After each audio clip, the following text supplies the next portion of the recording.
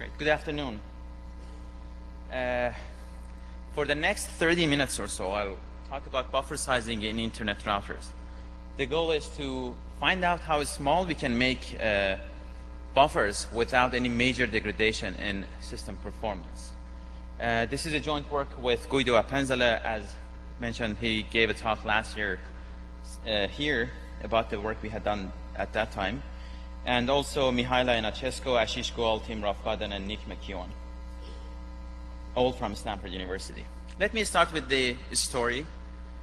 I'm going to talk about 3 different rules for buffer sizing in the core of the internet. The first one, which I refer to as the rule of thumb, is the rule which is used today for buffer sizing, and it is the 2T times C. I will talk about what T and C are in a moment. And it basically comes from the assumption that we want to have 100% utilization on the links. And the second rule, which was recently proposed by Guido, Nick, and Isaac, basically, claims that if we have n flows in the core of the internet, we can reduce the buffer size by a factor of the square root of n. Today, we have tens of thousands of flows going through the routers, core routers. So based on this rule, we can reduce the buffer size by a factor of at least 100. And the last one, which is a more recent result, which we proposed, basically says that you can reduce the buffer size even more to log of W. W is the maximum congestion window size of the flows going through the router. And if we apply each of these rules to a 10 gigabit per second link, based on the first rule, we'll have to have a buffer size of 1 million packets. The second rule reduces this buffer size to just 10,000 packets. And based on the last rule, we'll just need to have 20 packets of buffer sizing. Of course, the assumption here in the last result is that we are not going to have 100% link utilization. I'll talk about that in more details in a few moments. For each of these rules, I'll try to give you the reason and the intuition behind where this rule comes from, and then I will show you some evidence that validates that result. Okay, let me start with the rule of thumb, which is the one used today. A universally applied rule of thumb says that if you want to have a core router to have 100% utilization at all times, the buffer size should be equal to 2T times C. 2T is the two-way propagation delay of the packets going through the router, and C is the capacity of the link. This is mandated in backbone and edge routers and appears in RFPs, IETF architectural guidelines. And in the literature is usually reference to a paper by Velazimir and Sang, but based on an email in an end-to-end mailing list, we believe that it was known much before that. And if you take a closer look at this rule, you can see that even though we don't expect T to change over time that much, we expect capacity to grow dramatically, and so the buffer size should also grow linearly with capacity, and it has major consequences in router design. Okay, let me show you where this rule comes from. Amazingly, this rule comes from a setting with a single TCP flow. As you all know, TCP is a window-based congestion control scheme in the sense that whenever the source sends a packet towards the destination, it keeps the packet inside the congestion window until it receives an acknowledgement back from the receiver. At that time, the source removes that packet from the congestion window. For TCP to maintain 100% link utilization at the bottleneck link, the way it changes the congestion window size W is that whenever it receives an acknowledgement back from the receiver, it increments the congestion window size W by 1 over W. And whenever it finds out the packet is lost for any reason, the congestion window size is halved. Of course, this is a simplification, but for all purposes, I'll use this model. Now, in this example, as you can see, the congestion window size will keep increasing until the pipes, basically the links connecting the source to the destination, and the links connecting the destination back to the source, they all become full. At this point, what happens is by increasing the congestion window size, the buffer will start filling up. And the same thing will happen until the buffer becomes full. Note that during this time, the utilization of the bottleneck link is 100%. Oh, by the way, I forgot to mention that the reason the packet sizes change is because this bottleneck link capacity is lower than the other links. Now,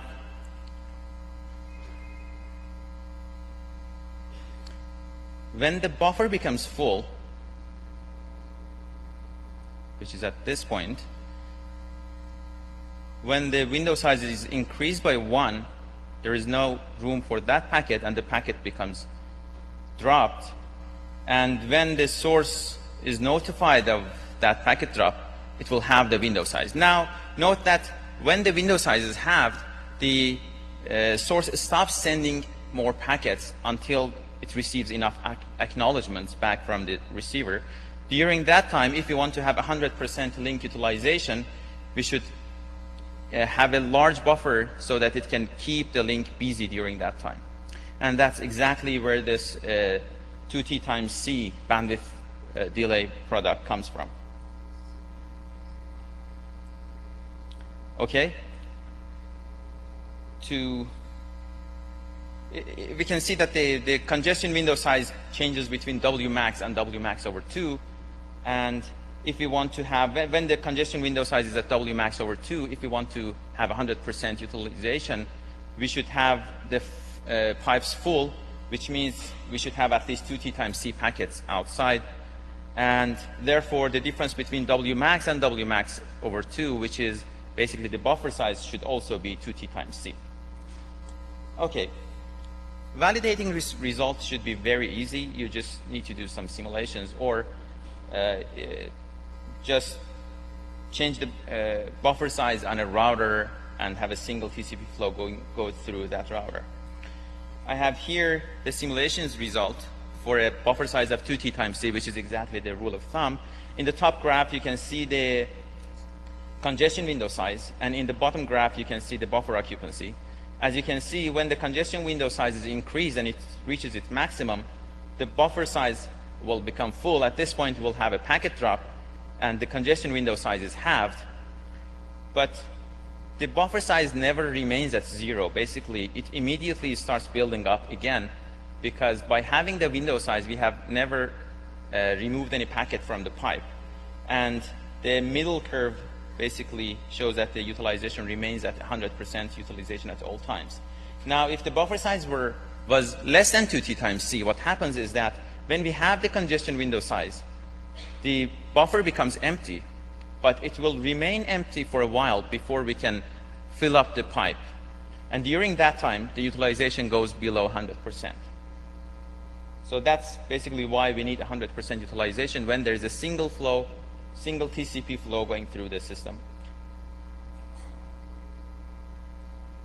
Now, in the core of the internet, obviously, we don't have a single flow. Maybe 20 years ago, I don't know, maybe 20 years ago, having 1 or 2 flows were common. But today, we have tens of thousands of flows. And the question is, now what happens to this rule of thumb? You still need to use the same rule, or can we change it? The answer is this. If all of the flows which are going through the core router are synchronized, the dynamics of the sum of the congestion window sizes will be very similar to the dynamics of a single TCP flow. Therefore, the buffer occupancy will have very similar dynamics, and we will need to use the same amount of buffering as before. Basically, the rule of thumb still holds. But if those flows are not synchronized, if for some reason, for any reason, the flows are desynchronized, we can mathematically show that the variations in the sum of the congestion window sizes will become smaller and smaller as we increase the number of flows. In fact, we can mathematically show that if the flows are independent of each other, based on central limit theorem, the distribution of the sum of the congestion window sizes will look very much like a Gaussian. And the interesting point here is that the variance of this distribution, which is basically the buffer size we need. We need to have a buffer size which can accommodate the variations in the sum of congestion window sizes. This variance is reduced by a factor of the square root of n, where n is the number of long-lived TCP flows going through the system. So I'm not going to more details than this. We have a paper in SIGCOMM 2004, and for anyone who is interested, I can give a copy of that paper. But the more important part for this project was validating this result. To that end, the simplest way to validate these results, of course, at least for people in academia, is to do simulations. We did thousands of NS2 simulations. You can see one of them here, a very simple one. The x-axis is the number of TCP flows, and the y-axis is the minimum buffer size which we need. The green curve shows the analytical model, the 2t times c divided by square root of n, and the red dots are basically simulation results. You can see that when the number of flows is more than 30, 40 flows, the two curves match very closely. But when the number of flows are less than 30 or 40, they do not match. The reason is that when the number of flows are less than 30, 40, the central limit theorem does not apply in that setting. But simulations are nice, but they might not be really representative of what happens in a real network. So we have tried to do experiments in real networks. The first experiment that we did was on traffic coming out of one of the dorms at Stanford University. The capacity of link was not that high. It was just 100 megabits per second, but it was highly utilized at all times, and we had a variety of traffic going through that link. We reduced the buffer size, didn't see any major degradation in system performance. We did an experiment at the Whale Lab, University of Wisconsin's Whale Lab.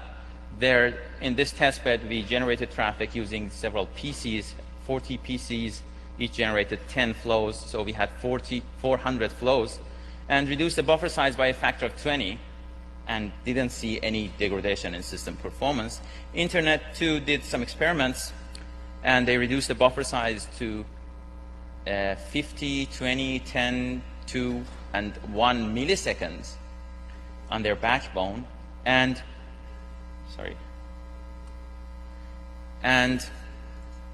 interestingly, they did not see any degradation in system performance. And more interestingly, we later realized that when they were thinking they're reducing the buffer size to 10, 5 to 1 millisecond, they were reducing it to 1 microseconds, actually. And it appears there are some hidden buffers in the router which we didn't take into account, and we are working with them to redo those experiments.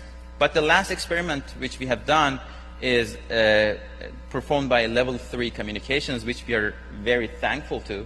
This was the most exciting experiment because it was done on an operational internet backbone, and I'm going to talk about it in more details. There are several things that make this experiment very interesting. The first one was we had 3 parallel links. The traffic coming to the router was load balanced over these 3 parallel links. This gives us an opportunity to reduce the buffer size on one of those links and find out what happens to the system performance. Basically, if we had just one link, the problem is you cannot tell if the throughput, for example, goes down, you cannot tell if that happened for some other reason or that buffer sizing change caused that. But here we have a way of apple-to-apple comparison of the results. The other interesting thing was that these 3 links were very highly utilized. Basically, at the peak time, at peak they were up to 95% utilized, which was very interesting.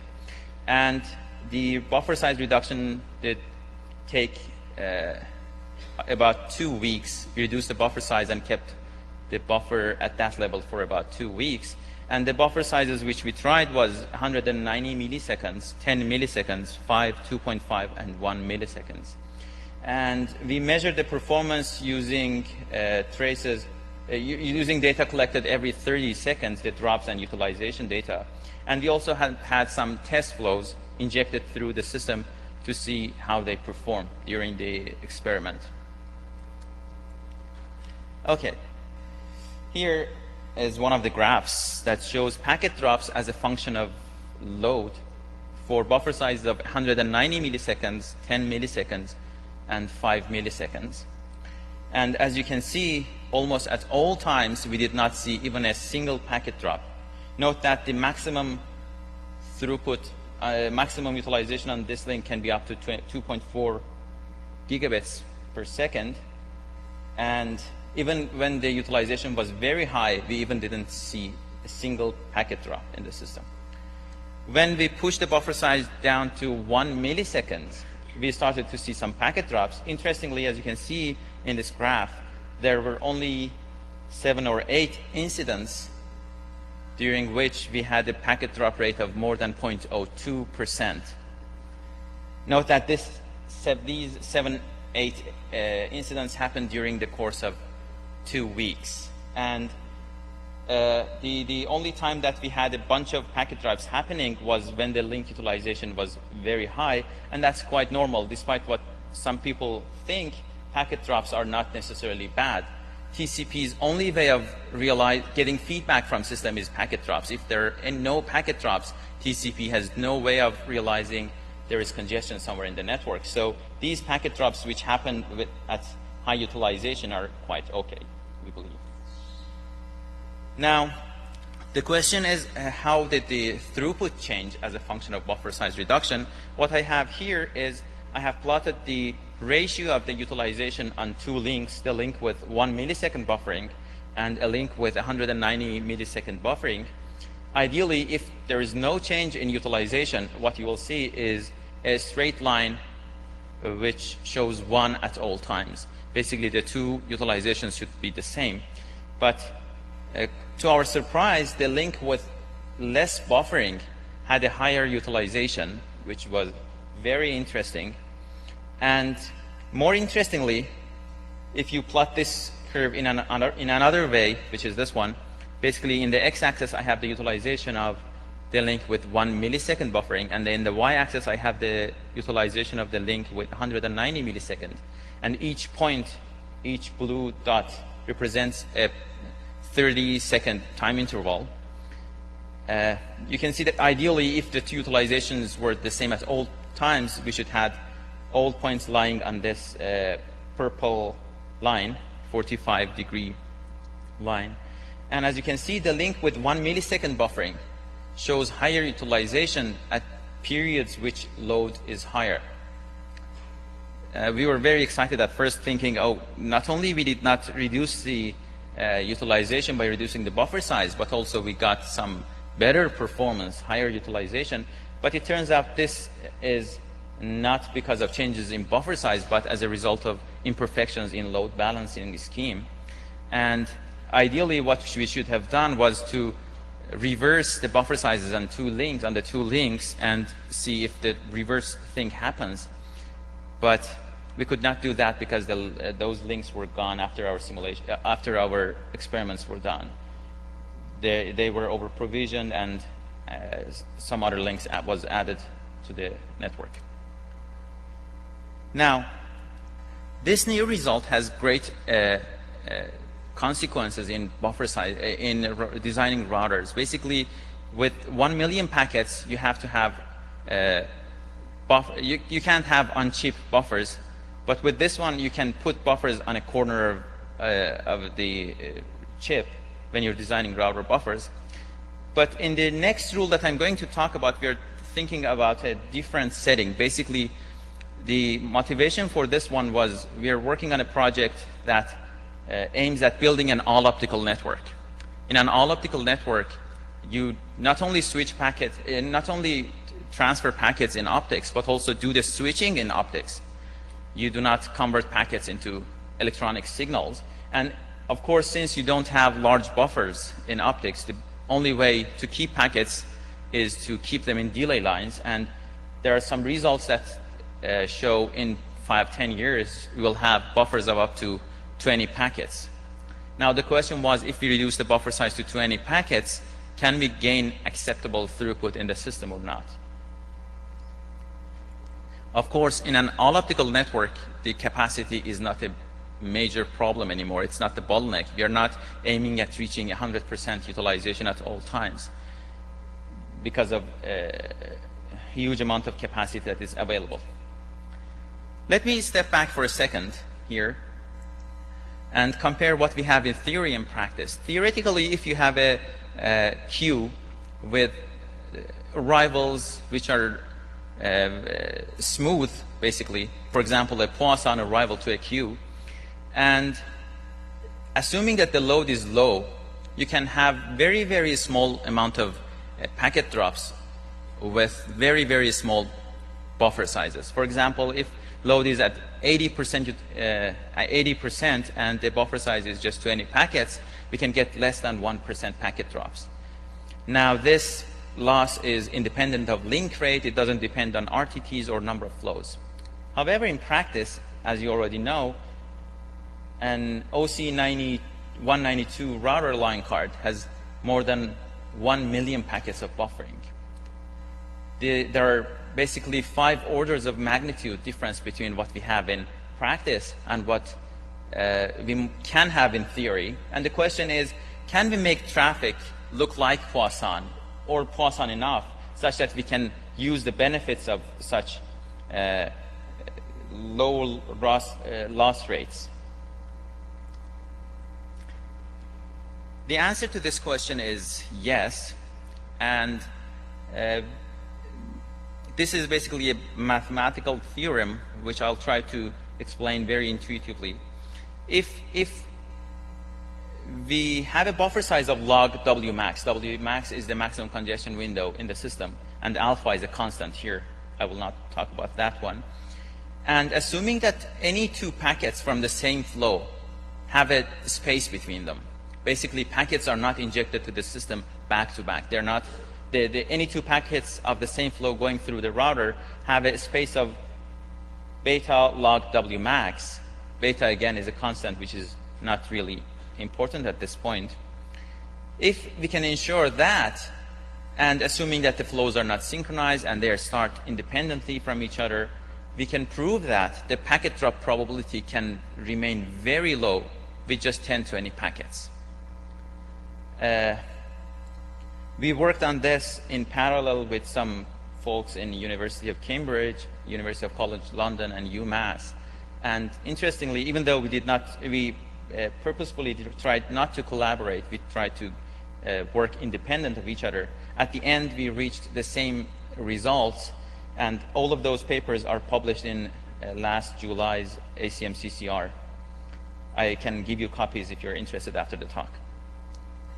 Now, if you take a look at the core of the internet, most of the time, core links are not highly utilized. You have a load which is, say, for example, less than 80% at all points of time.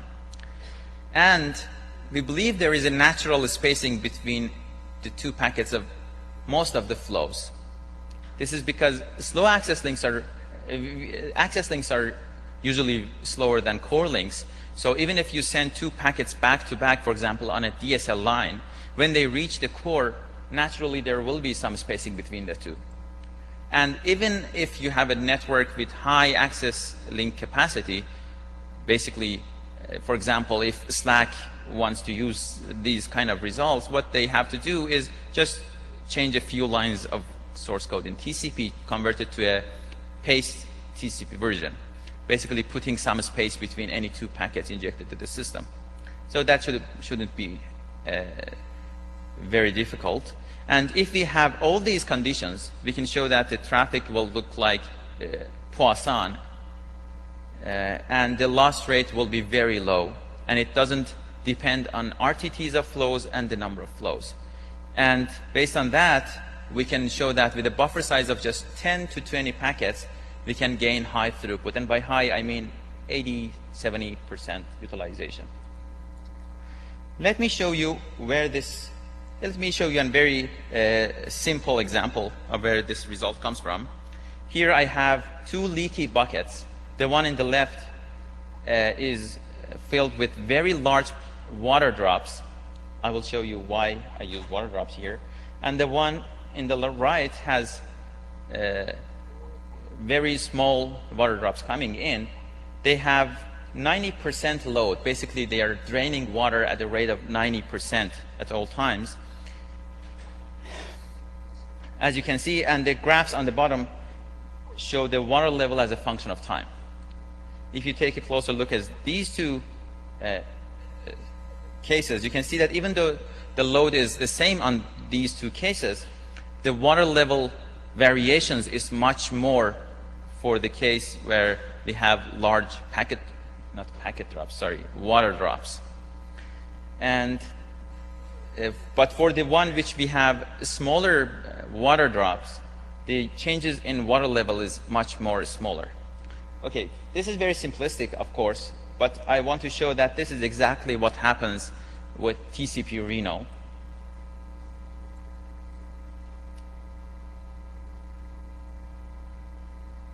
Okay, I have two sources, S1 and S2, generating packets.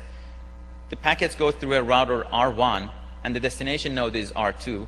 R1 has 1 unit of buffering available, and I assume sources are generating packets using TCP Reno, a very simplified version of TCP Reno in this case. Each of the sources send 1 packet. Packets reach the destination. We get acknowledgements back. The interesting part is that when S2 receives the acknowledgement, it increments the window size and sends 2 packets back to back. And this keeps continuing. When those 2 packets arrive at the source, we will have 3 packets sent out back to back. This is exactly what happens in the large water drops case. Basically, a bunch of packets sent together look like a huge water drop. And so if you have just 1 unit of buffering available, one of those will be dropped. And the same thing will happen with the packets of the first source. Okay. But on the other hand, if somehow I can manage to change TCP to insert some spacing between the packets, I haven't talked about the details of how much spacing we need. If someone is interested, I can talk about it offline. But if for some reason we have some spacing between the 2 packets, we can show that the variations in the buffer occupancy, which is basically the same as the variations in the water level in the previous example, the variations will become much, much smaller. And therefore, with much, much smaller buffers, we will be able to gain higher throughput. Here, I haven't modified TCP. We have assumed that there is a minimum amount of spacing as a result of slow access links generating packets.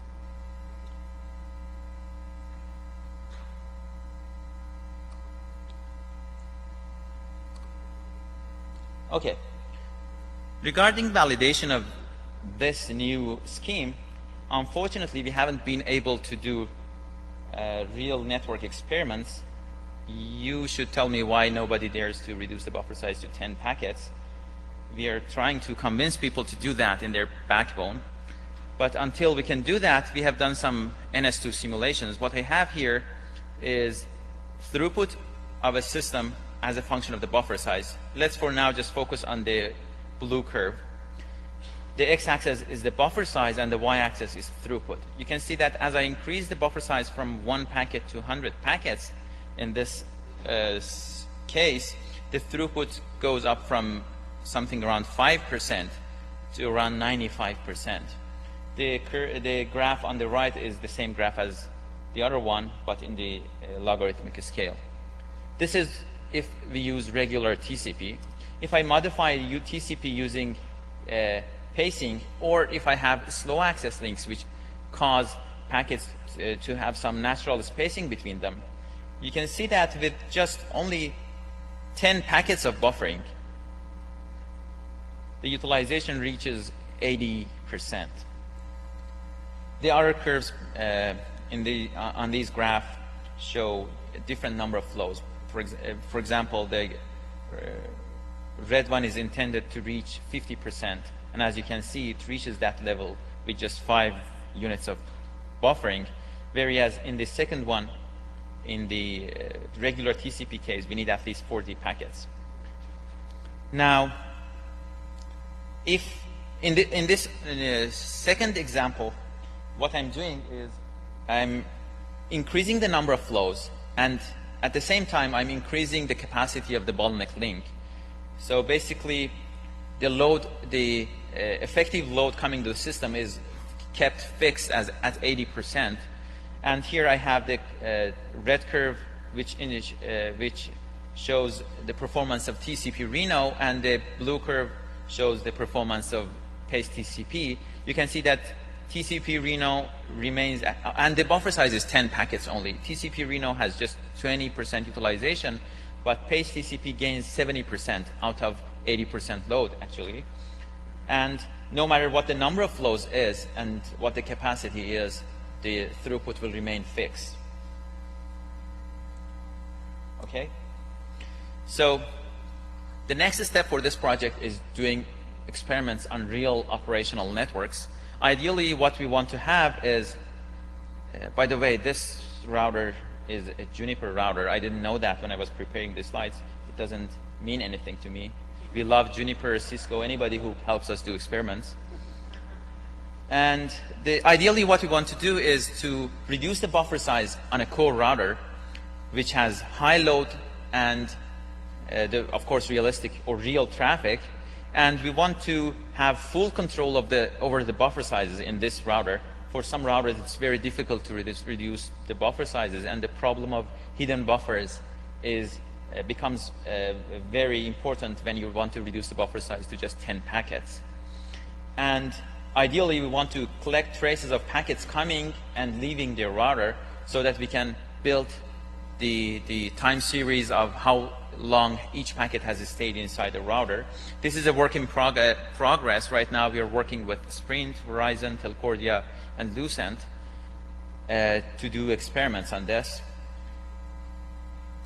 And to summarize, what we have done on the theory side is that we have shown if you reduce the buffer size today by a factor of the square root of n, where n is the number of long-lived TCP flows, you will not see any change in the performance of the network.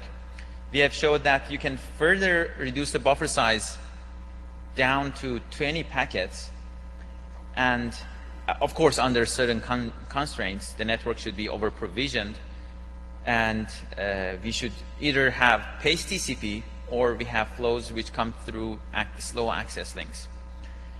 And again, we can gain very high utilizations in those cases. On the experimental side, we have done thousands of NS2 simulations. We have done experiments at Stanford Dorm, University of Wisconsin's Whale Lab, Internet to Level 3 communications, and this is an ongoing work, and I'm here to ask for your help to